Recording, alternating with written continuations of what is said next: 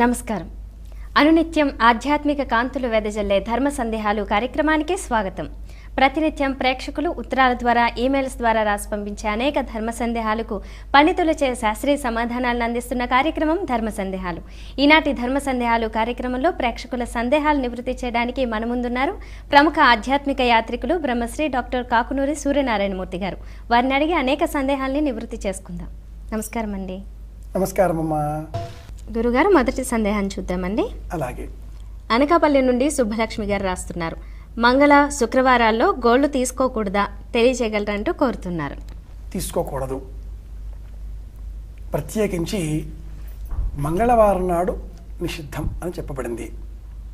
శుక్రవారం లక్ష్మీప్రదం అని చెప్పి మన వాళ్ళు శుక్రవారం కూడా వద్దు అన్నారు. సోమ, బుధ, గురు, శుక్రవారాలు క్షౌరానికి ప్రశస్తం. అలాగే శని, ఆదివారాలు మధ్యమం, మంగళవారం నాడు నింద్యము. క్షౌరానికి గోళ్లకు సంబంధం ఏమిటి అంటే, క్షౌరకర్మ చేయించుకున్నప్పుడే, అంటే ఆధునిక భాషలో కటింగ్ అని చెప్పాలి, కటింగ్ చేయించుకున్న రోజు మాత్రమే గోళ్ళు తీసుకోవాలి. నిజానికి గోళ్ళు మన దేహంలోని మృత కణాలకు ప్రతీక. జుత్తు, గోళ్ళు రెండూ ఒకటే. శరీరంలో చనిపోయిన కణాలు, మెటబాలిజం అంటారు ఆంగ్లంలో, కణ విభజన అని చెప్తాం మనం. అది నిరంతరం కొనసాగేటటువంటి ప్రక్రియ. ఇందులో మృత కణాలు కొన్ని జుత్తుగా, అలాగే మరికొన్ని గోళ్ళుగా పెరుగుతాయి. కనుక వీటిని తొలగించడం కూడా ఒక ప్రత్యేకమైనటువంటి చెప్పబడినటువంటి తిథులలో, వారాలలో, సమయాలలో మాత్రమే తొలగించాలి. స్నానం చేయకంటే పూర్వమే తొలగించాలి. చాలామంది ఏమంటారు, స్నానం చేసిన తర్వాత గోళ్ళు మెత్తబడతాయి కాబట్టి సులభం అండి అంటారు. దోషము. అలాగే గోళ్లతో ఏ వస్తువును త్రుంచకూడదు. నన్నఖేనా ధర్మం సూత్రంగా చెప్తుంది. గోళ్లతో దేన్ని త్రుంచకూడదు. గోళ్లలో విషం ఉంటుందిట. గోళ్లతో రక్కితే కూడా వెంటనే పసుపు పెట్టుకోవాలి. ఆ గీతల్లో ఏదైనా వ్యాధులు వచ్చే ప్రమాదాలు ఉంటాయి కాబట్టి, చర్మ వ్యాధులు వస్తాయి కనుక గోళ్లతో ఇంత ప్రమాదం. రక్కడం, గిచ్చడం చాలా సమస్య. పంటి ఘాటు కంటే గోరితో చాలా విశేషం, దోషం అని చెప్తారు. ఈ గోళ్ళని మంగళవారం నాడు ఎందుకు తీసుకోకూడదు అంటే, ఈ మంగళవారానికి కుజుడు ఆధిపత్యం కలిగి ఉన్నాడు. కుజుడు యుద్ధగ్రహం. దేంతోనైనా కూడా రక్త సంబంధంగా రక్త ప్రవాహాలను ఏర్పాటు చేయాలన్నా కుజుడే కావాలి. ఏమైనా చేద్దామంటే యుద్ధం వాడే చేస్తాడు. కనుక ఈ గోళ్ళని అటువంటి ఆపదతో కూడిన వారం కాకుండా ఇతర వారాలలో సూర్యోదయానికంటే పూర్వమే, స్నానాదికాదులు చేసే కంటే పూర్వమే తొలగించుకోవాలి. ఇంటిలో కూడా కాదు, బయట. ఇన్ని జాగ్రత్తలు ఎందుకు అంటే, అసలు జీర్ణం కాని పదార్థం ఏదైనా ఉందా అంటే వెంట్రుక. మనం ఏం తిన్నా కూడా జీర్ణం చేసుకోగలుగుతాం, వెంట్రుక జీర్ణం కాదు. ఏం తిన్నా జీర్ణం చేసుకోగలుగుతాం, గోళ్ళు జీర్ణం కావు. కనుక గోళ్ళు ఇంట్లో తీయడం దరిద్రం. ఎందుకు బెదిరించారంటే, పొరపాటున అన్నంలో కలిస్తే, ఇంకెక్కడన్నా తింటే దాన్ని తొక్కితే ఇవన్నీ సమస్యలు వస్తాయి. కనుక గోళ్ళు సూర్యోదయానికంటే పూర్వమే, స్నానం చేయకంటే పూర్వమే, మంగళవారం నాడు తొలగించుకోకూడదు. శుక్రవారం నాడు లక్ష్మీప్రదం కనుక ఆ రోజు ఎందుకు తీసుకోవడం, పొద్దు అని అంటారు. మానవులు ఆచరించేటటువంటి పాపాలు అధికం జుత్తును, గోళ్లను ఆశ్రయించి ఉంటాయి. కనుక వీటిని తొలగించడానికి కూడా ఇంత నేర్పరితనం కావాలి. గోళ్ళని పెంచుకోకూడదు. దేవాసురా సంయత్త ఆసన్నతే దేవ ఆప్యేష్వమృజత ఒక కథ ఉంది వేదంలో. పాపాలన్నీ సూర్యుడి దగ్గరికి పోయాయి. మీరు నా దగ్గర ఉండకూడదు, తిరిగిపోండి అన్నాడు ఆయన. ఎక్కడికి పోవాలండి అని ఆ పాపాలని సూర్యుడిని అడిగితే, గోళ్లను ఆశ్రయించండి అన్నట్ట. ఇంకా చాలా ఉన్నాయి ఆ వరుసలో, కథలో. గోళ్లనే మనం జ్ఞాపకం పెట్టుకుందాం. ఇదంతా తెలిసిన పండితులు ఏం చేశారు చూచి, గోళ్ళని పెంచుకోకూడదు అనే ఒక సూత్రం రాసేశారు. గోళ్ళు పెంచుకోకూడదు. ఎప్పుడు తీయాలి? మంగళవారం కాకుండా ఇతర వారాలలో సూర్యోదయానికంటే పూర్వమే, కనీస పక్షంలో స్నానం చేయకంటే ముందు తొలగించుకోవాలి.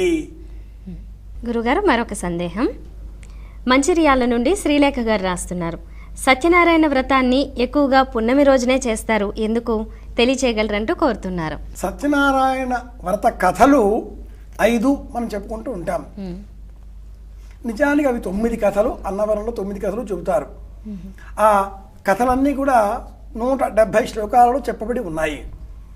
సత్యనారాయణ వ్రతంలో చెప్పే ఈ కథలలో మొదటి కథలోనే ఈ సత్యనారాయణ వ్రతాన్ని ఎప్పుడు చేసుకోవాలో సవివరంగా చెప్పబడి ఉంది. ఏకాదశ్యాం పౌర్ణిమాయాం రవి సంక్రమణే పివా అందులోనే చెప్పబడి ఉంది. మాఘే వా మాధవే మాసి కార్తికే వా శుభే దినే ఏకాదశ్యాం పౌర్ణిమాయాం రవి సంక్రమణే పివా యస్మిన్ కస్మిన్ దినే మర్త్యో భక్తి శ్రద్ధ సమన్విత. ఆ శ్లోకాలన్నీ చదువుకుంటే అందులోనే చెప్పబడి ఉంది ప్రత్యేకంగా. ఏకాదశి నాడు కానీ, పౌర్ణమి నాడు కానీ, సంక్రాంతి రోజు కానీ, మాఘవ మాసంలో, మాఘ మాసంలో, కార్తీక మాసంలో ఇలాంటి విశేషంగా వచ్చే పర్వ మాసములలో పౌర్ణమి నాడు తప్పకుండా ఆచరించాలి. పౌర్ణమి నాడే ఎందుకు అంటే పుస్తకంలో ఉంది కాబట్టి చెయ్యాలి. ఎందుకు రాశారో ఇలాంటి ప్రశ్నలు అనేకం వస్తూనే ఉంటాయి. సముద్రానికి ఆటు పోటు అనేవి మనం తెలుసుకుంటూ ఉంటాం. అమావాస్య, పౌర్ణమి. పౌర్ణమి నాడు చంద్రుడు నిండు కళ్ళలతో కనిపిస్తాడు. ఆ వెన్నెలలకు ప్రభావితమైనటువంటి మన మనస్సు అత్యంత ఉత్సాహంతో పరవడు తొక్కుతున్నట్లుగా ఉంటుంది. మహా ఆనందంగా ఉంటాం. కొంతమందికి అమావాస్య నాడు పిచ్చి వినట్లుగా ఉంటుంది. కొంతమంది పిచ్చాళ్ళకి అమావాస్య నాడు ఇంకొంచెం ఎక్కువగా అవుతుంది. సామాన్యంగా ఎవరైనా మనం హేళన చేయాలి అంటే, ఎవడైనా కాస్త మర్యాద తప్పి ప్రవర్తిస్తుంటే ఈవేళ అమావాస్యనా అంటే అర్థం వీడు పిచ్చివాడు, అసలే పిచ్చివాడు, ఈవేళ అమావాస్య కాబట్టి పిచ్చి ఇంకా ముదిరిందేమో అనే అర్థం వస్తుంది. సంప్రదాయం తెలిసిన ఛాందసులు మాట్లాడుకునే ఒక భాష ఇది. ఈవేళ అమావాస్యన అంటే వాడి కోపం వస్తుంది తెలిస్తే. పౌర్ణమి నాడు మనసు చాలా ఆనందంగా ఉంటుంది కాబట్టి ఆనందకరమైన వాతావరణంలో ఈవేళ సత్యనారాయణ వ్రతం అంటే ఏమిటి నాన్న అసలు? నేను అబద్ధములాడను అని వాగ్దానం చేయడమే సత్యనారాయణ వ్రతం. సత్యమే చెబుతాను అని చెప్పడమే సత్యవ్రతం. ఇదే కురితే సత్యవ్రతం పరమదుర్లభం అందులోనే చెప్పబడి ఉంది. ఈరోజు నేను అబద్ధమాడను అని చెప్పడమే సత్యవ్రతం. ఎప్పుడు అబద్ధమాడడు? మనసు సంతోషంగా ఉన్నప్పుడు, శక్తివంతంగా ఉన్నప్పుడు కనుక పౌర్ణమి నాడు. నిండు కళ్ళలతో చంద్రుని వెన్నెలలు మనపైన ఆనందంగా అమృతరస భావనలు కురిపిస్తున్నప్పుడు సంతోషంగా ఉంటాం కనుక పౌర్ణమి నాడు సత్యనారాయణ వ్రతం చెయ్యాలి. అది ఆ వ్రత కథలోనే ఏకాదశ్యాం పౌర్ణిమాయాం అని చెప్పబడి ఉన్నది కనుక కూడా. గురుగారు మరొక సందేహం. వరంగల్ నుండి సంధ్యారాణి గారు రాస్తున్నారు. ఇంట్లో ధూపం ఎందుకు వేస్తారు, ఏ రోజుల్లో వేస్తే మంచిది తెలియచేయగలరంటూ కోరుతున్నారు. ఆగమార్థం తు దేవానాం గమనార్థం తు రక్షసాం. ఘంటానాదం వినిపిస్తాం. గంట కొట్టేటప్పుడు వచ్చే వైబ్రేషన్స్, అలలు మనకు ఒక ఏకాగ్రతను, ఆనందాన్ని, ఆరోగ్యాన్ని ప్రసాదిస్తాయి. అలాగే ధూపం వేసినందువల్ల కూడా ఇంట్లో ఉన్నటువంటి వ్యతిరేక భావాలన్నీ కూడా తొలగిపోతాయి. యత్పురుషమితి ధూపం అని సంప్రదాయం చెబుతుంది. యత్పురుషం వ్యదధు అనే ఆ పురుష సూక్తంలో రుచి చెప్పి ఆ రుచితో పాటుగా దశాంగం గుగ్గులోపేతం 10 అంగములతో కూడుకున్నటువంటి ధూపాన్ని సుగంధం సుమనోహరం, సుగంధముగా ఉండేటటువంటి దానిని, మనోహరమైన భావనలు మనలో రేకెత్తించేటటువంటి దానిని ఇంటిలో వెలిగించాలి. ఎప్పుడు వెలిగించాలి? ప్రతిరోజు కూడా. ఉదయము సూర్యోదయ వేళలో ఇంటిలో అర్చన చేసి ఆ పరమాత్ముడి గదిలో, పరమాత్ముడి సన్నిధానంలో ఒక్క ధూపము అగరొత్తి వెలిగించినట్లయితే ఆ ప్రభావం వల్ల ఆ రోజంతా కూడా ఇల్లు ప్రశాంతంగా ఉంటుంది. ఇంట్లో వాళ్ళంతా కూడా తగవులు లేకుండా ప్రశాంతంగా ఉంటారు. ఏదో పూజ చేసుకున్నాం కాబట్టి ఈ నోటితో ఎవరిని తిట్టకూడదు అని అందరూ ప్రశాంతంగా ఉంటారు, ఎవరికి వాళ్ళే. అలా కూడా చాలా తగవుల్ని మనం నివారించుకోవచ్చు. అయితే ఈనాటి కాలంలో ఒక ప్రశ్న వస్తుంది నాన్న, అగరొత్తులు ధూపాలు ఒకటి అవుతున్నాయా అని. ఈ వచ్చేటటువంటి అగరొత్తులలో అనేకములైనటువంటి సెంట్లు వేసి, పరిమళ ద్రవ్యాలను వేసి, అనేక రకములుగా సువాసనలు వెదజల్లబడే విధంగా రకరకాల అగరొత్తులను సిద్ధం చేస్తున్నారు. నిజానికి ఇవేవి కూడా ధూపము అని చెప్పబడవు. దశాంగం, ఆ ధూపం, ఊదు, అగరు అని చెప్పే పదార్థములు వేరు. వాటి వల్ల వచ్చేటటువంటి లాభములు కూడా వేరేగా ఉన్నాయి. ఏమైతేనేం సూర్యోదయానికంటే పూర్వమే ఇంటిలో ప్రతినిత్యము వెలిగించాలి. కనీస పక్షంలో పర్వదినాలలోనైనా వెలిగించాలి.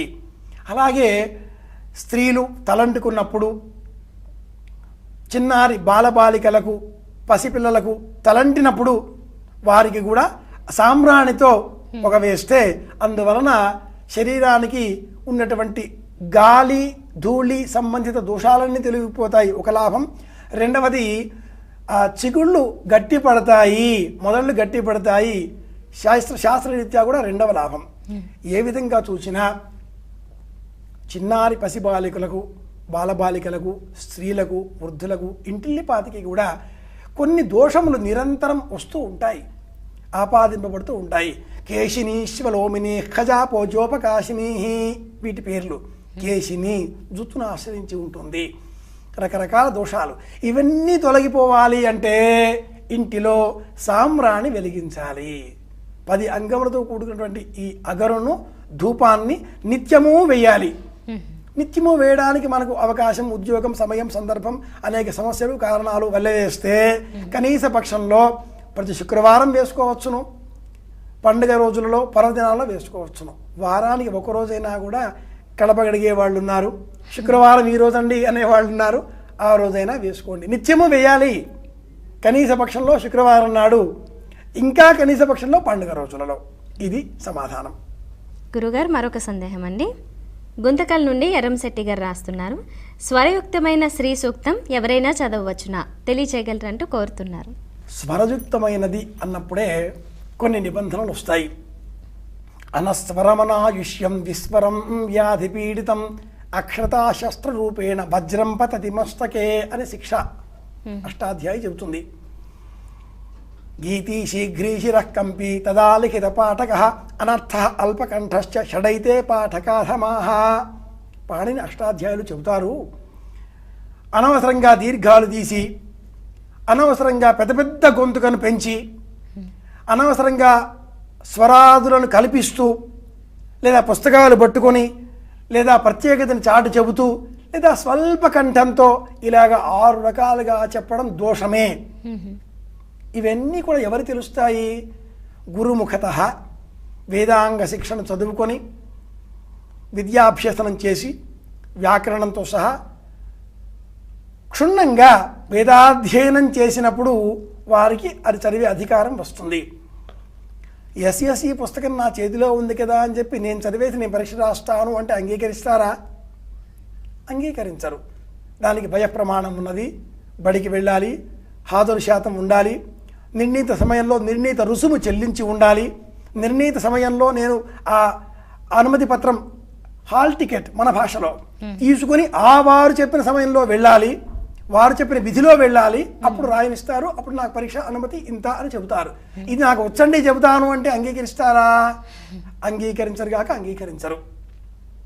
అలాగే వేద ధర్మం కూడా పుస్తకాలు దొరుకుతున్నాయి, రుద్రాధ్యాయం దొరుకుతుంది, శ్రీ సూక్తం దొరుకుతుంది, టీవీల్లో వస్తున్నాయి, సినిమాల్లో చూపిస్తున్నారు, సీడీల్లో ఉన్నది వింటున్నాం, కారు రివర్స్ ట్యూన్లో కూడా పెట్టుకుంటున్నాం, మేము చెప్పేస్తాం అంటే చెప్పండి, దోషమేమీ లేదు. అట్లాగని ధర్మం సూచించిన ప్రయోజనాలు కూడా లభించవు.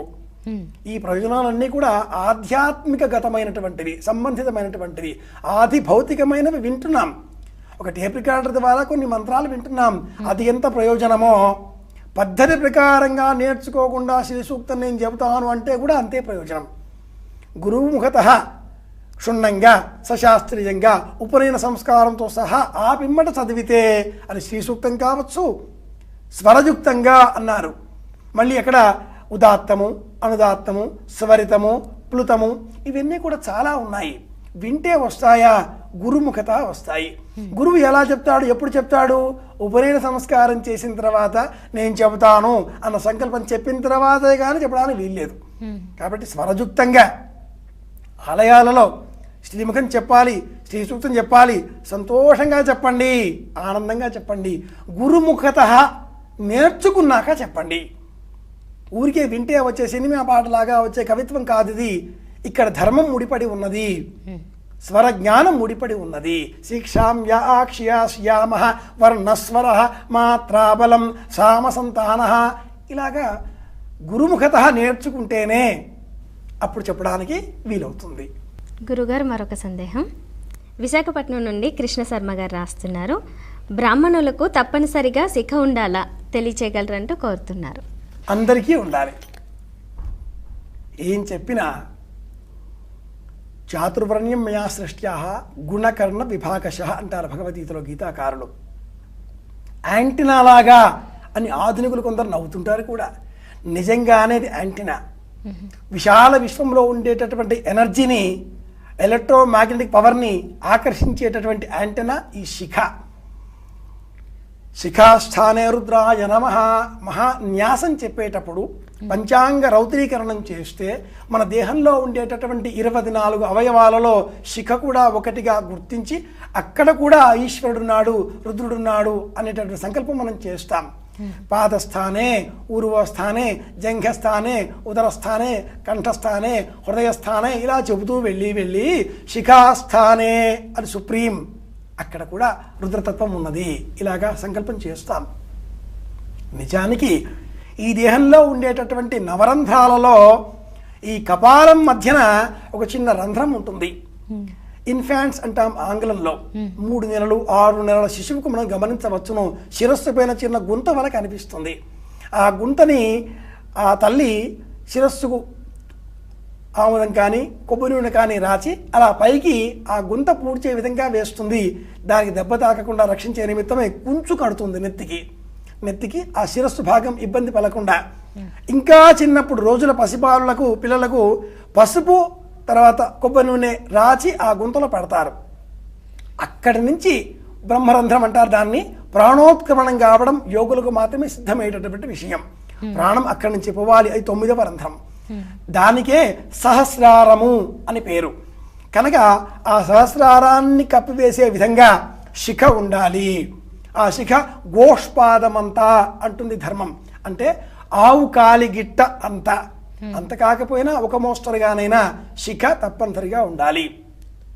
కేరళ ప్రాంతీయులలో పూర్వ శిఖులు అని వారు శిఖను ముందు భాగంలో పెట్టుకుంటారు. ఇక్కడ ఉంటుంది వారి శిఖ, ముడి వేసుకుంటారు, ముందరికి వస్తుంది. అలాగే దక్షిణ భారతదేశంలో మన ప్రాంతంలో ఆంధ్ర ప్రాంతంలో అక్కడ కూడా మధ్యలో శిఖ ఉంటుంది.